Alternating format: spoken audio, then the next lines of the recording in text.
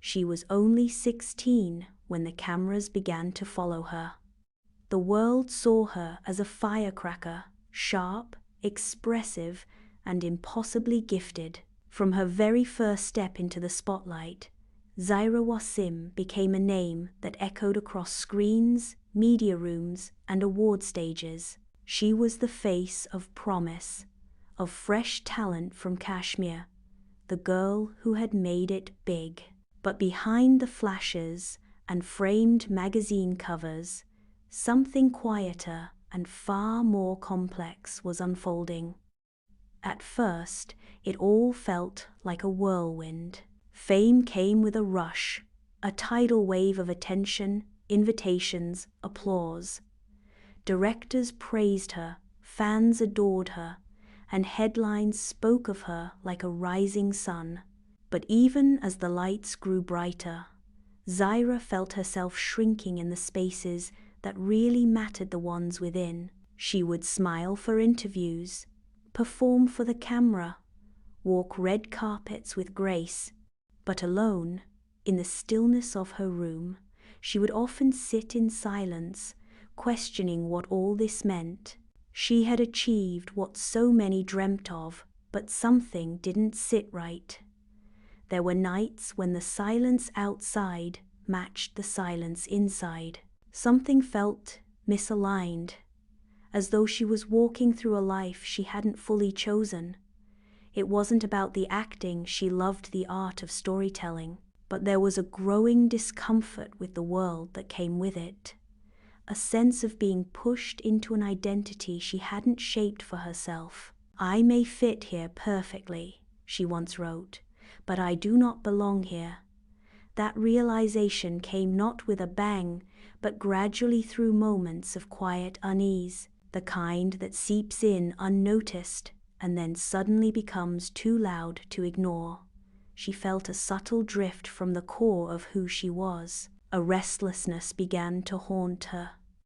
Every choice she made publicly seemed to pull her a step away from the private self she was trying to protect. She began to feel as though something sacred within her was being slowly replaced. In the chase for success, a different loss was happening, one she couldn't explain to anyone around her. Her sense of spirituality, of connection with her creator, felt dimmed, dulled, overshadowed by the noise of a world that never paused. "There was barakat missing from my life," she admitted to herself. She began to ask deeper questions. What did it mean to live with integrity? Was success still success if it came at the cost of one's soul? She wasn't bitter. There was no hatred in her heart for the journey she'd walked. But she knew something wasn't right. Every time she dressed up for a shoot, every time she played a role that didn't align with her values, something inside her resisted. It wasn't rebellion, it was awakening. It wasn't about shame or guilt. Not yet. It was about misalignment. The sense that she was living a version of herself that the world had applauded into existence, but wasn't entirely her. In her moments of solitude, she reflected. She prayed, not always perfectly, but sincerely. Slowly, painfully, she came to terms with a truth she could no longer deny. The world she was thriving in was not where she truly belonged. She described her journey as having taken her into a path of ignorance, not out of intentional rebellion, but because the noise of success had drowned out the quiet clarity of faith. She hadn't lost herself all at once. It had happened quietly, in unconscious drift, step by step, away from a connection she didn't realize how much she needed until it was nearly gone. But now that she saw it, she couldn't unsee it. And so, with a calm that came after months of inner turmoil, she made her decision. It wasn't just about leaving the film industry. It was about returning to herself, to her faith, to a quieter, fuller sense of being. She stepped back from the fame, not in anger, but in truth. She let go of the image the world had fallen in love with, and chose instead to pursue the woman she was becoming. It wasn't a fall from grace. It was her first step back into it.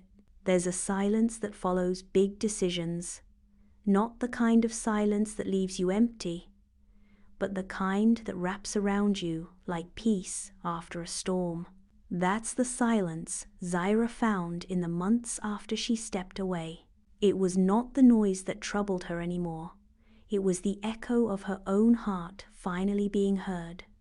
Her world grew smaller, but her soul felt wider. Gone were the magazine shoots, the spotlights, the roles that had once made her the darling of cinema.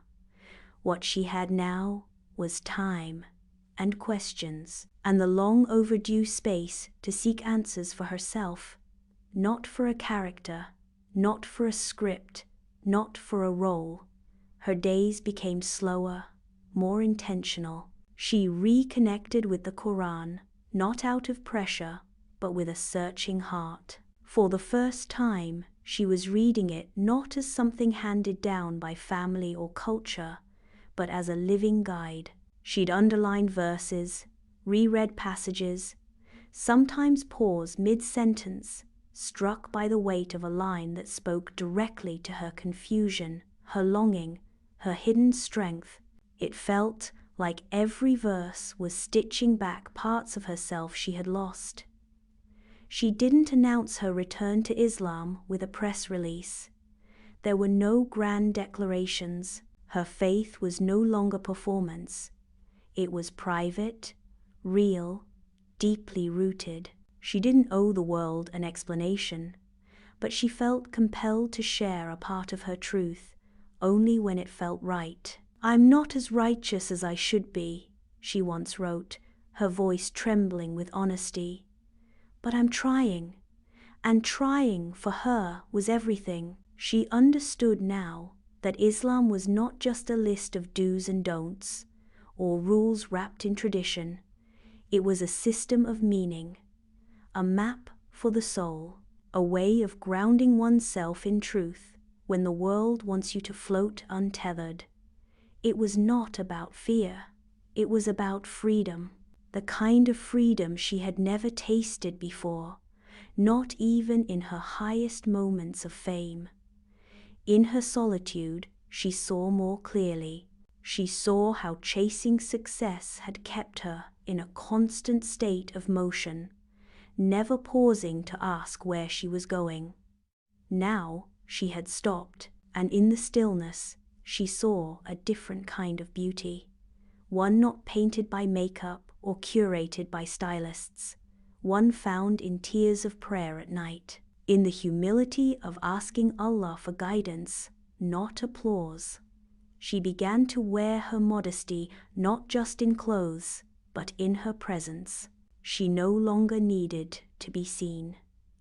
She wanted to be whole, and yes, the world did not always understand. Some said she had thrown away her career. Others accused her of extremism. But Zaira had learned that clarity often feels like madness to those who haven't yet tasted it. She found comfort in simplicity, peace in prayer, power in purpose, and in moments of weakness, because there were many, she turned not to crowds or cameras, but to the one who had always been watching, even when she had forgotten him. One day, quietly, she whispered to herself, "I've come home." That home wasn't a place. It wasn't even the religion she had inherited. It was the Islam she had chosen, the relationship she had rebuilt, the love she had rediscovered. No longer was she just a girl who had left the industry. She was a woman who had found herself. In a world where the spotlight defines worth, she had chosen the shadows of reflection.